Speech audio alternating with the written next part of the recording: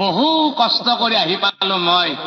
পিছে আই গণনাৰ বস্তু হ'ব তুমি মোক দিয়া উলিয়াই।